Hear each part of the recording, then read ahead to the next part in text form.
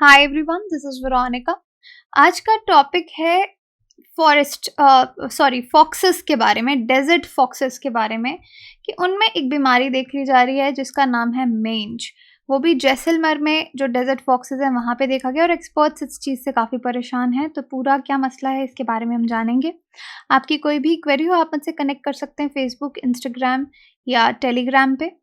PDF जो है वो आपको सिर्फ़ और सिर्फ़ मेरे टेलीग्राम चैनल पे ही मिलेगा। बाकी आप कोई भी कोर्स परचेज़ करने के लिए डिस्काउंट कोड यूज़ कर सकते हैं वीरो33। इस पे 33% ऑफ जो है आपको दिया जाएगा। अब देखिए, वाइल्ड लाइफ कंजर्वेशनिस्ट जो हैं उन्होंने ये कंसर्न दिखाया है क्योंकि लोकल्स ने कुछ डेजर्ट फॉक्सेस में क्या देखा, किस एरिया में, स्क्रब फॉरेस्ट जो है राजस्थान के जैसलमेर डिस्ट्रिक्ट में, वहाँ पे उन्होंने देखा कि कुछ जो फॉक्सेस हैं उनका जो फर है वो ख़त्म होता जा रहा है, यानी उनका फर जो है वो गिरता जा रहा है। ये किस वजह से होता है? एनिमल्स में एक स्किन डिजीज़ हो जाती है जिसको हम मेंज बोलते हैं और उसकी वजह से ये चीज़ होती है कि फर लॉस होना शुरू हो जाता है।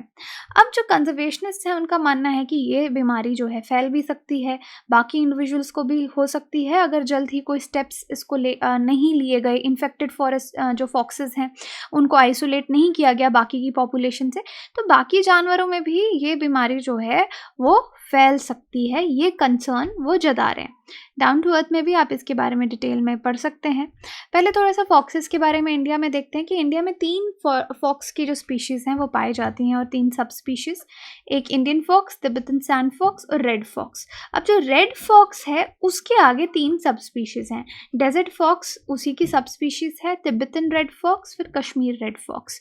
तो ये स्पीशीज़ हैं और सब स्पीशीज़ हैं फॉक्सेस की इंडिया में। अब फॉक्सेस का अगर आप हैबिटेट देखेंगे तो काफ़ी एक अच्छी रेंज हैबिटेट की फॉक्स स्पीशीज़ की है। एरिड एरियाज़ में, ग्रासलैंड्स में, एग्रीकल्चरल फील्ड्स में, इवन कि स्नो कैप जहाँ पे बर्फ़ गिरती है उन माउंटेन्स में भी पाए जाते हैं। रेड फॉक्स भी बहुत वर्सेटाइल है। अगर आप हैबिटेट अडेप्टेशन की बात करेंगे तो ऐसा नहीं है कि ओनली पर्टिकुलर एरियाज़ में पाई जाएंगी। ओपन ड्राई लैंड्स में, हाई ऑल्टीट्यूड एरियाज़ में, हर जगह आपको फॉक्सेस जो हैं वो मिलेंगी। लेकिन इनकी पॉपुलेशन ऐसे तो थ्रेटेंड नहीं है, लेकिन थोड़ा पॉपुलेशन में गिरावट, डिक्लाइन जो है लास्ट 10 सालों में देखा गया है फॉक्स की पॉपुलेशन में। कल्टीवेशन, अर्बनाइजेशन, अलग अलग रीज़न हो सकते हैं कि उनका हैबिटेट एरिया कम हो रहा है, इसलिए वजह से उनकी पॉपुलेशन कम हो रही है। अब एक सबसे बड़ी थ्रेट जो डेजर्ट फॉक्स को है वो होती है डोमेस्टिक एनिमल से, जैसे कि डॉग्स, जो कि उनके लिए कभी कभी हानिकारक साबित होते हैं।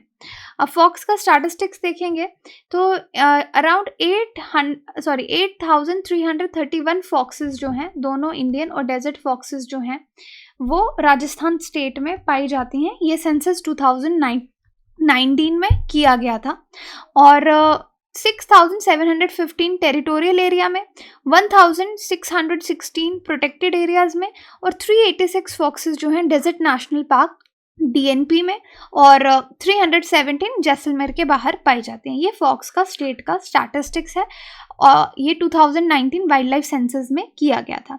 डेजर्ट फॉक्स, जिसका साइंटिफिक नेम वल्पस वल्पस पुसीला है, इसके बारे में देखिए, वाइट फुटेड फॉक्स है, बहुत वाइडली डिस्ट्रीब्यूटेड कार्निवोर है, ये दुनिया का सब स्पीशीज़ है रेड फॉक्स का, ये मैं आपको बता चुकी हूँ। अगर इसके बाहर का कोट देखेंगे आप तो ये वाला जो कोट होता है, येलोइश ब्राउन कोट आपको डेजर्ट फॉक्स का मिलेगा।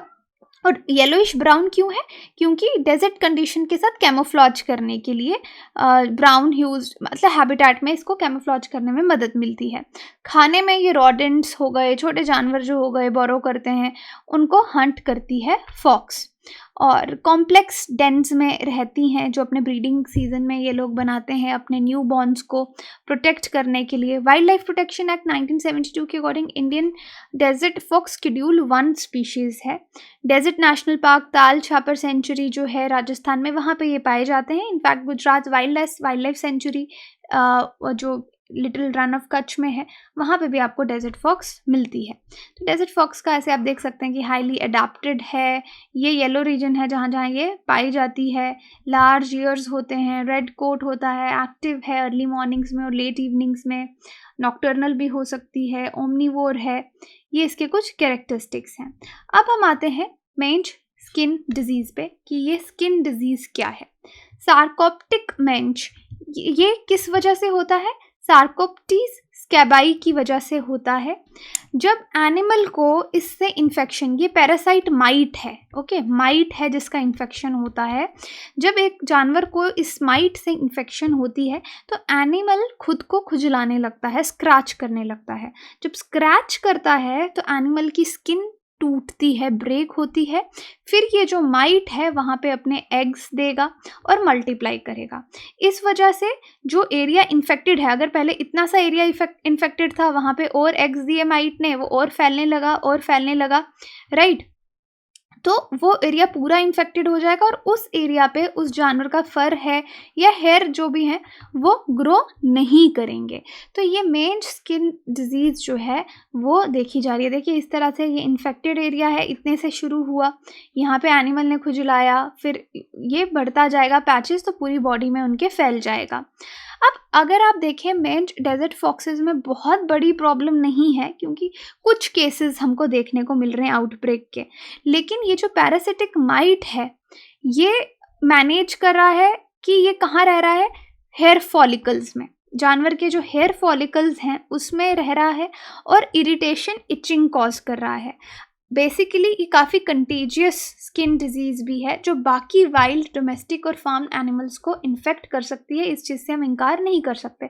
लेकिन कंसर्न कंजर्वेशनिस्ट को यहाँ पे इस चीज़ पे आ रहा है कि फॉरेस्ट डिपार्टमेंट वाले अलग नंबर्स बता रहे हैं। वो बोल रहे हैं कि 4 से 5 ही जानवर हैं जिनको ये बीमारी है, लेकिन जो लोकल्स हैं वो कह रहे हैं कि उन्होंने कम से कम 10 से 15 फॉक्सेस अलग अलग टाइम पे ऐसे देखी हैं जो अलग एनिमल्स हैं।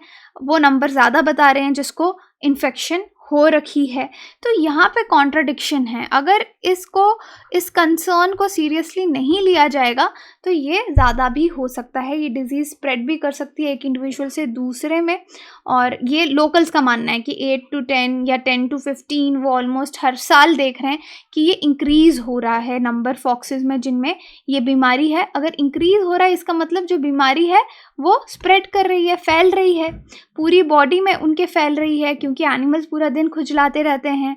फिर खुजलाने से क्या होता है, जब उनको ये बीमारी होती है उनकी भूख भी मर जाती है, वो खाना भी नहीं खाते। एक तो इन्फेक्शन हो जाती है और उसके साथ से स्टारवेशन यानी भूख की वजह से वो मर भी जाते हैं।